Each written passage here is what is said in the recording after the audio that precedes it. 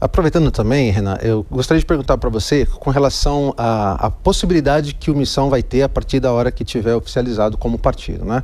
A gente sabe muito bem que partidos fundados têm ali aquela possibilidade de troca partidária. Eu queria saber de vocês como é que vocês enxergam isso, até porque existe uma cláusula de barreira o ano que vem que vai ser bem restrita, né? 13 deputados, 9 estados, né? 2,5% de votos válidos, enfim, é uma conta difícil para se chegar, tanto que muitos partidos aí hoje não teriam mais acesso a essa cláusula de barreira. Existe essa possibilidade do Missão abrir para deputados de outros partidos vir e existe também a possibilidade de uma federação do Missão para poder atingir essa cláusula de barreira?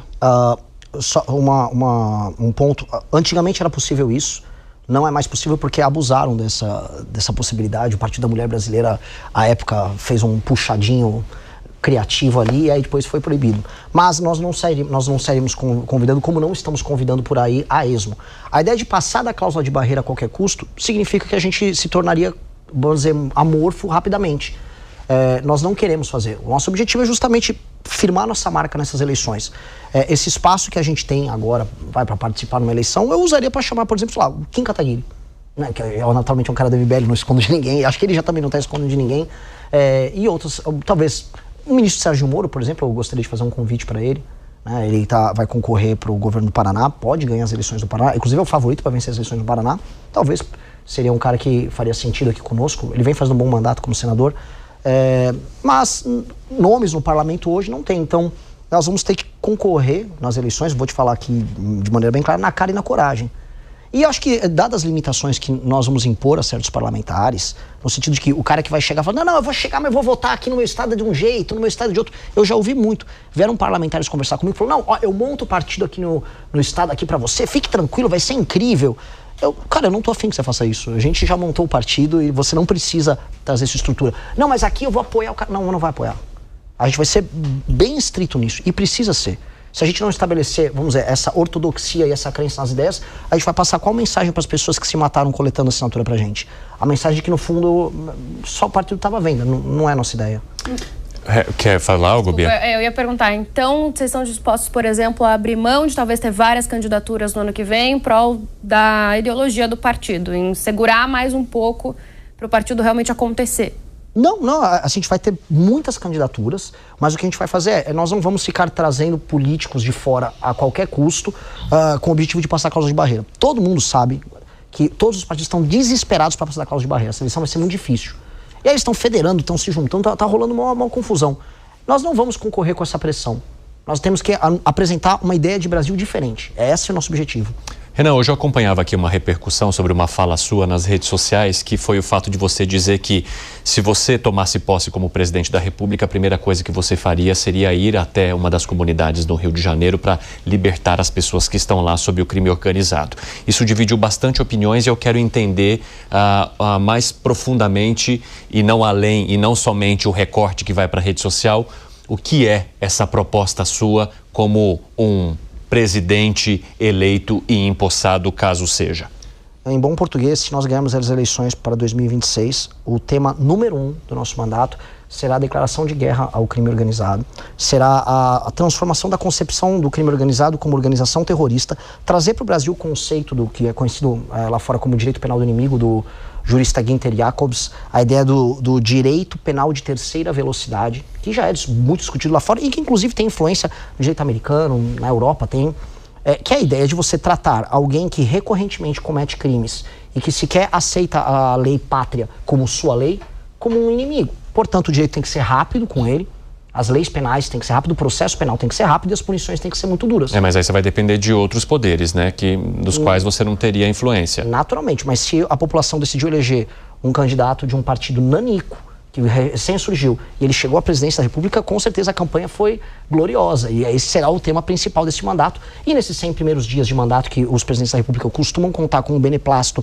institucional dos demais poderes para poder iniciar sua agenda, eles já vão saber qual é a nossa agenda. Tanto que eu falei essa frase que no primeiro dia, o presidente da República tem que se encontrar junto com o seu governador, que espero que seja não é a demarcação privada, mas nós temos a liderança do Rio de Janeiro, o bombeiro Rafa, que por enquanto é nosso pré-candidato ao governo do Rio de Janeiro, e nós vamos fazer a primeira ocupação para demonstrar que o foco nosso é esse.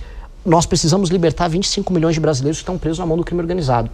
E é esse o recado que a gente precisa dar. Mas me explica, assim, esse projeto em movimento, assim, o que seria essa ocupação? Como é que você subiria nesses lugares como uma autoridade, em locais que são tão inóspitos? Não estou falando que eu vou pegar uma arma e vou fazer isso, tá? Realmente, eu nunca tirei nem de paintball, então não seria exatamente o melhor combatente num cenário de guerra. Entendi. Mas eu acho que um líder político, ele tem que estar junto aos militares no sentido institucional. Eles precisam se sentir respaldados pelo que está acontecendo. Eles precisam entender que institucionalmente eles não vão estar abandonados. Não adiantava nada. Ou quando o Temer fez aquela GLO, ele faz a GLO, nomeia um general e fica lá em Brasília olhando. A participação tem que ser próxima. E não pode ser uma participação também malandra, como foi a do Wilson Witzel, que desceu de helicóptero daquela vez. Esse tipo de coisa não pode acontecer, porque esse tipo de coisa desvaloriza uma ação que é muito nobre para os brasileiros, que é a retomada do próprio território e a libertação dessas populações. Então, em bom português, a gente precisa fazer uso das polícias, mas não só das polícias. Porque o crime organizado no Brasil hoje é uma instituição, vamos dizer, nacional. Ela está presente em todos os estados. Eu não vou conseguir resolver a questão carioca se eu não for para o Paraná ver a fronteira com o Paraguai, porque tem droga passando por ali. E também tem droga que vai passar por outros estados. Então, eu vou ter que ter uso das da Força Aérea, a gente vai ter que fazer um trabalho de fronteira. É um trabalho multifatorial. E também tem que ter alterações nas leis penais, leis de processo penal, para você poder fazer esse enfrentamento. Esse tipo de enfrentamento, que é um enfrentamento geracional, porque representa, na minha geração, uma ruptura com as formas de pensar não só, vamos dizer, dos constituintes de 88, mas de quase todas as escolas de direito penal no Brasil, que pensam muito mais na ressocialização do que na punição, ela representaria essa mudança, uma mudança no enfoque e no enfrentamento. E uma coisa que é curiosa, eu comecei a tratar desse assunto nesses termos desde o ano passado, e desde então eu estou vendo outros pré-candidatos à presidência da República repetindo ipsis literis o que a gente está falando. E aí, eu vi o Caiado teve presente aqui. Então tá todo mundo te copiando? Eu sinto que sim, eu nunca vi. Eu vou fazer uma pergunta um pouco nessa linha. Esse é um gancho. Pode aproveitar, já. O campo partidário da direita já está bastante congestionado, né? Você tem PL, PP, Republicanos, União Brasil, Novo, fora as siglas menores. O que o Missão pode trazer de diferente nesse campo da direita e o que te leva a crer que o eleitor, com tantas opções mais consolidadas, na direita mais centrão, na direita mais conservadora, na direita evangélica, na direita mais liberal, que é o caso do Novo, ao menos da parte econômica, o que o Missão pode trazer, o que te leva a crer que o partido pode realmente vingar, né? Prosperar nesse campo partidário da direita tão congestionado como está hoje? Se você perguntar para todos esses pré-candidatos, a única palavra que vai sair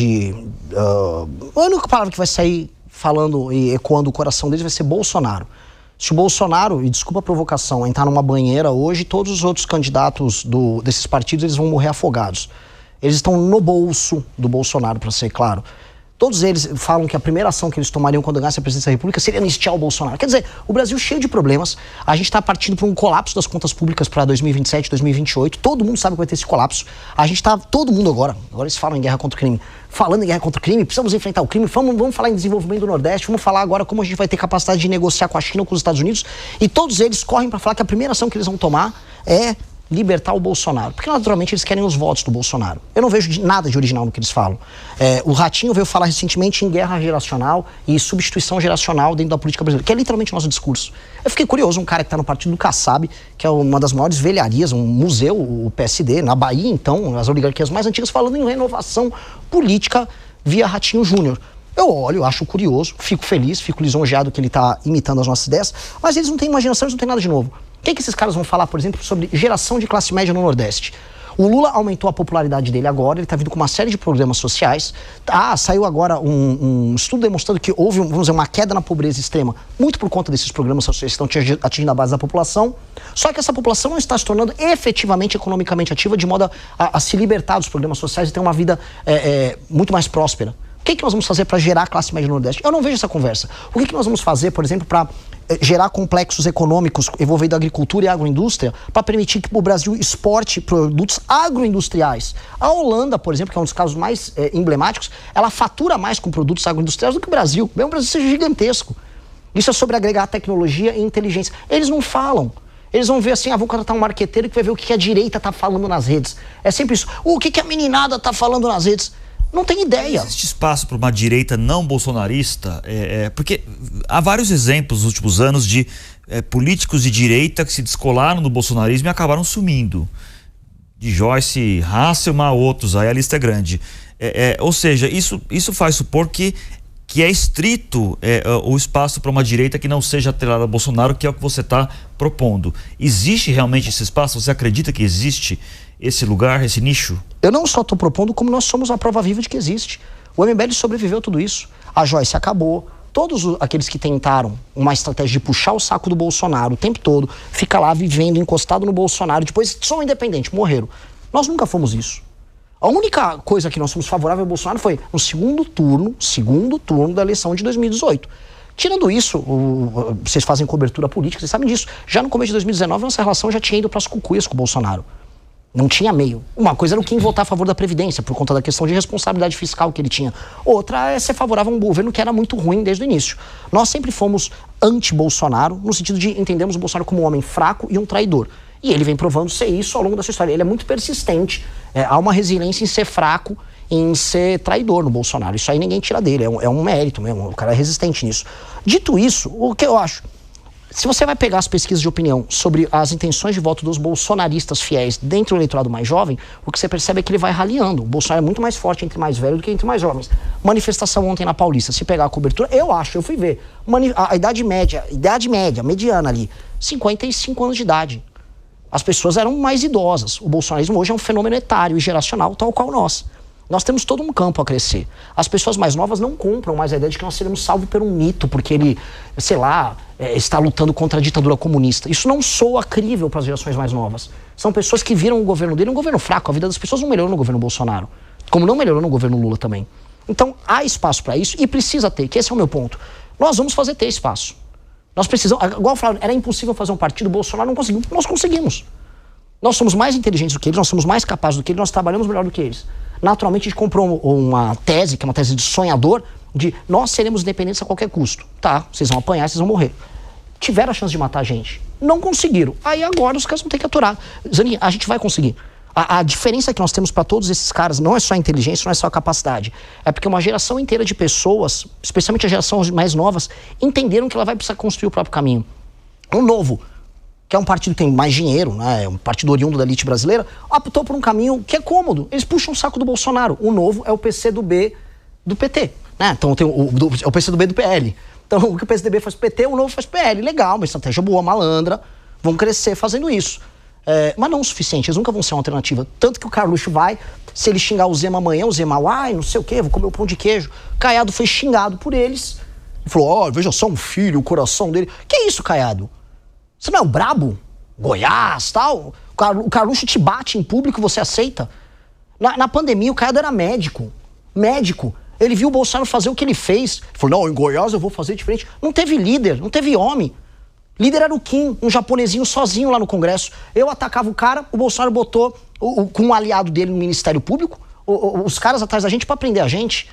E esses caras aí que estão agora falando que são direitas, desculpa, esses caras só são puxa-sacos. Se for falar, qual a opinião do Ratinho Júnior sobre qualquer coisa? Não sei, eu falei, eu amo meu pai. Esses caras não têm opinião sobre nada. A direita brasileira é um bando de oportunista. Eu volto a repetir, se o Bolsonaro entrar numa banheira, esses caras todos morrem afogados.